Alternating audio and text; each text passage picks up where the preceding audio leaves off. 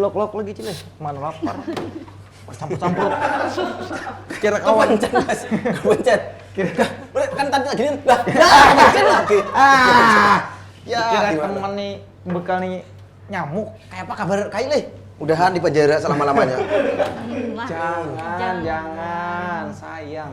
Hansip maksud aku. Hansip kita. Iya, Muka kita. Dede Sidin, siapa yang menjaga keamanan Dan dan ketertiban. ketertiban Oh, di daerah kita di sini? ini warganya cuma Saya 5. ngalih bicari soalnya. Saya ngalih. Iya. Gue juga ngalih deh caranya. Nih, menjaga warung acil juga. Nah, Ini yang tukang jaga. Itu yang tukang jaga. Udah, keamanan. Oh, keamanan iya. boleh masuk. Ada kawan lagi kita le. Kena. Wah, datang lagi. Wah, ya dah. Masjid mana lagi nih, Pak? Darul Ulum. Darul Ulum. Ya. Lah, Pak. Pak. Pak, bersalah Pak ya? Bersalah. Alhamdulillah. Ini dipersilakan duduk. Oh, duduk dulu. Tadi. Takut yang tadi. Takut tadi. Ya, lo, takutan sekalinya. Nggih. Iya. Alhamdulillah. Alhamdulillah kita sudah mendampingi KAI selama proses pemeriksaan Hasilnya? dan sudah diklarifikasi secara kekeluargaan. Itu Oh, jadi belum sempat dilaporkan, Ge? cuma klarifikasi. Sempat diadukan, memang sempat diadukan, cuma diklarifikasi, dipertemukan dengan pihak pelapornya sudah semua. Dengan Damai, KAI Pak, Ge? juga. Akhirnya putusannya ya damai. Aduh, sayangnya. Alhamdulillah. Alhamdulillah maksudnya. Iya, alhamdulillah. Aku kan jadi dilaporkan ini masuk berkas kepolisian kan deh. Ternyata cuma dia apa Pak? Diadukan deh. Diadukan deh. Nah, selamat Aku ya. padahal anaknya dilaporkan aja deh. Menantang, Pak. Iya, Kan ada sidin Mila. Ada pemila. Pakai surat keterangan tidak mampu, gaya betul. Iya, berarti Oh, jadi hasilnya aman, Ge? aman. Alhamdulillah. Alhamdulillah. Dan untungnya lagi Pian nih terbebas dari mafia kasus, Ge. Mafia kasus. Untung nggak kena loh. Untung ada beliau-beliau dari Muhammad and Muhammad Law Firm. Woi. Karena ada menjepri aku sudah menawarkan Apa sih? bubuhan mafia tadi tuh. Oh, mafia. Iya. Kok bisa menjapri Karena bukal? aku mau nelpon nih LBH no. Mafia. LBH mulet. Mafia and mafia. Mulet. Mulet. LBH mulet. Berapa aja? Itu Bang, berapa kah tadi tuh?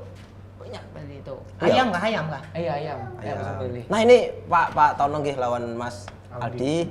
Ini kan kita terhindar dari mafia kasus juga. Itu kayak apa sih Mas mafia kasus tuh di wadah kita nih banyak atau gimana modus-modusnya biasanya lah yang Sambil minum. Tadi kita kan periksa. minum. Makasih. Boleh dijawab Mas Siapa? Aldi. Aldi. Jadi untuk apa Markus ya? Markus. Oh, Markus. Jadi tuh Markus tuh biasa kita nyebutnya tuh maklar kasus. Oh. Kalau dikatakan banyak atau tidak itu sebenarnya semua profesi untuk oknum tuh pasti ada, Pasti bukan ada, hanya gitu. untuk profesi advokat. Ah. Jadi untuk buhan pian seberataan ini kalau misal dijanjikan sama orang bahwa kasusnya tuh dijamin pasti menang dan tentunya orientasinya tuh pasti ke uang, ke materi. Nah itu harus hati-hati. Hati-hati nggih. Karena untuk maklar kasus itu kan nggak harus dia sebagai advokat. Dia bisa hanya orang biasa. Kebetulan itu ada apa ya? Mungkin punya kenalan. Ya. Dia nanti menawarkan jasanya. Oh. Nah, iya. jadi buan pian harus hati-hati. Siap. Kalau dijanjikan pasti menang. Nah itu patut diduga kalau itu Pasti menang. Pasti menang tuh. Wah, aduh kena sensor ya. Pasti menang. Adit itu Adit. Lain. Pokoknya itulah ciri-cirinya. Ciri-cirinya nggih. Lain. Senang. Senang. Bebas terbebas. Ciri-ciri lain adakah lagi? ciri-ciri lain. Baju abang. Enggak, itu ciri-ciri baju. Anu aja modusnya aja. Itu aja ya biasanya. Nah modusnya itu biasanya pasti dia menjanjikan kalau kasusnya pasti menang. Oh, pasti menang. Padahal akhirnya setelah kejadian ada pengalaman nggak dengan mungkin ya yang sebelum klien yang pernah cerita sama Oh, sampean? kalau untuk sebelumnya beliau yang pernah kebetulan pernah ini berhadapan dengan klien yang Pernah. terkena dengan maklar kasus. Boleh cerita nggih Pak Tono? Jadi selama kami pernah MOU dengan Pengadilan Negeri Tanjung, LBH kami. Nah, kebetulan saya yang ditugaskan oleh ketua kami kan untuk jaga di pos bakum tersebut. Di situ ada datang yang namanya makelar kasus. Dia menawarkan diri kerjasama, nanti menawarkan diri bagi-bagi hasil. Dia ini datang-datang ke rutan. Keliling ya? Nah, kadang ke tahanan-tahanan itu dia datang menawarkan diri. Ada perkara apa katanya? Dia tawarkan. Oh, dia sudah menjanjikan di situ. Aman nanti pasti perkara ini beres. Entah hukumannya diturunkan kah atau dibebaskan kah. Nah, itu penawaran mereka dengan biaya sekian-sekian. Nah, sedangkan kita di LBH sebagai advokat punya kode etik. Tidak diperbolehkan untuk menawarkan jasa tersebut kepada orang. Itulah bedanya dengan makelar kasus. Berarti tadi yang pernah sampean tangani tadi kena berapa tuh? Kalau yang pernah kita tangani itu kemarin itu kan yang pernah putusan bebas. Nah, kebetulan dia Bebas ya? bebas Nah, narkotika. Ya. Ya. Sama pengadilan. Nah, rupanya dia juga pernah ditawarkan juga dengan makelar kasus tersebut. Tapi yang namanya makelar kasus kan tidak bisa berhadapan langsung di persidangan. Yang bisa berhadapan di persidangan adalah advokat atau penasihat hukumnya. Nah, kebetulan saya yang menangani perkara tersebut. Dan sampai putusannya bebas. Hebat Pak Tono ya. Pak Tono nih selain pengacara advokat nih pengusaha kos-kosan. Di depan stadion ya? Iya, di depan stadion. Sudah sampai balik. Masih berjalan. Bukan penyiar juga, Pak? Lain Subiantono. Lain. Itu kada beretan orang buan UN kada tahu. Oh iya. Itu jokes internal.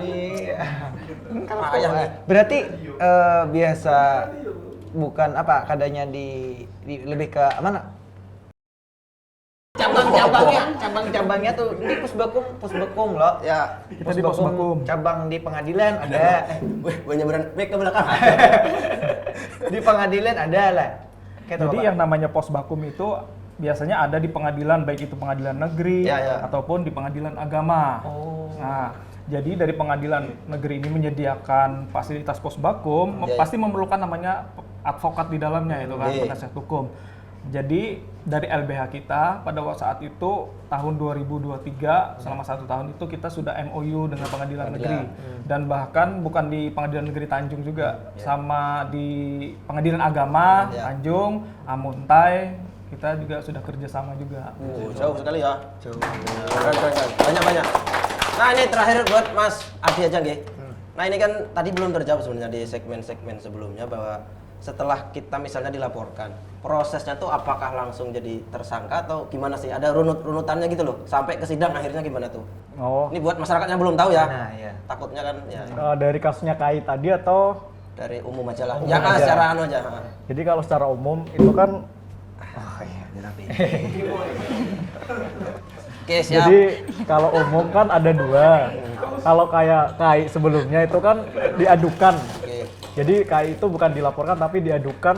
Makan mie lu. Kenapa? Woi, enggak sopan udah dibantuin lo, Mas. Woi, enggak udah dibantuin lo. Aku kan ada juk. Makan mie.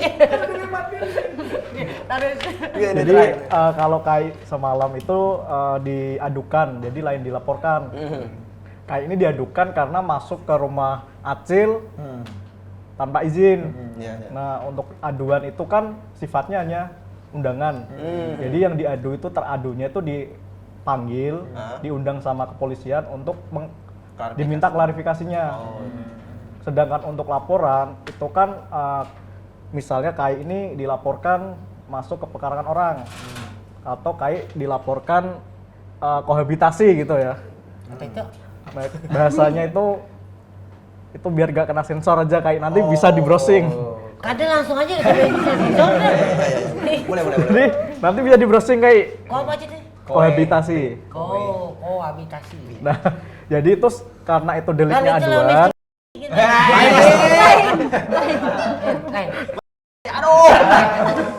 Aduh, lain itu kayak. Jadi nanti kalau kayak misalnya dilaporkan, itu kan kayak tetap dipanggil. Kalau memang unsur-unsurnya sudah terpenuhi, ada saksi, ada barang bukti, kayak kan nanti bisa tuh penyidik menjadikan kayak sebagai tersangka. Oh, gitu. Kalau udah minimal 2 alat bukti. Nah, itu nanti kan prosesnya di kepolisian, terus di BAP juga diminta keterangan. Nanti berkasnya sampai ke kejaksaan. Baru kalau udah di kejaksaan selesai, dilimpahkanlah ke pengadilan. Di Tapi itu pengadilan. prosesnya kan itu proses yang panjang. Ya. Sedangkan untuk yang kayak kasus kayak semalam itu kan sebenarnya deliknya delik aduan. Nah, itu kalau untuk proses pidana itu sebenarnya ultimum remedium atau upaya hukum terakhir. Oh. Pidana itu seperti itu. Jadi nggak harus orang itu harus dipidanakan, itu nggak. Kalau bisa ya diselesaikan kekeluargaan dulu. Kalau secara adat. Nah, secara adat boleh. Jangan. Ini habis dong. Enggak dong. Bukan. Nggak bisa ya secara adat. Nggak bisa. Jadi kalau secara adat itu tetap diakui karena di ketentuan hukum kita yang baru itu kan Oh, boleh. pengakuan masyarakat adat itu kan lebih dijamin di dalam, apalagi di KUHP baru ya. Itu kan untuk yang berlaku 2026 itu nanti sebenarnya untuk hak-hak masyarakat adat, terus ketentuan-ketentuan hukum adat itu diambil dijadikan sebagai ini pidana tambahan. Jadi Oh, hakim itu nanti boleh mengambil dari hukum-hukum adat itu yang sudah diperdakan. Sudah diatur tuh ya. Benar, sudah Ya, diatur. ya, ya. Mantap. Sampai pinter Mas ya? Lulusan mana sampai Mas? Saya Universitas Semarang. Oh, Semarang. UNES. UNES. Terus sampai? Stisa, Sultan Adam. Sultan Adam, sama kayak bosnya Ge. Yang kemarin ku kesini, service printer bro. Yang kasus servis. Tapi kita nggak usah bahas itu. Susah. Ini hari Selasa, jangan bahas itu. Ya. Pokoknya itu aja Kak Ipian, terima kasih dulu. Terima Makasih kasih. Pak lah sudah ganti ulun. Sama-sama. Aku nih rancak melihat sini di mana Le? Di mana ya? Nanti muncul di kos Pian nang pun kos-kosan Le. Bahari. Bahari, aku ya mah Bahari bawa rancak sini. Kayak bakal kena kasus kayak ini kelakuan. Iya dah. Ge, kita terima kasih banyak Ge. Mas Terima Adi, kasih. Pak Tono, mudah-mudahan semakin jaya. ya? Semakin jaya. Apa warung kami kan ada kopinya. Iya, adanya minyak putih dan mie kering. Oke. Servis. Ya. Udah, Ge, silakan. Yuk pulang aja, Pak. Kok mesir? Oke, Kak. Nunggu.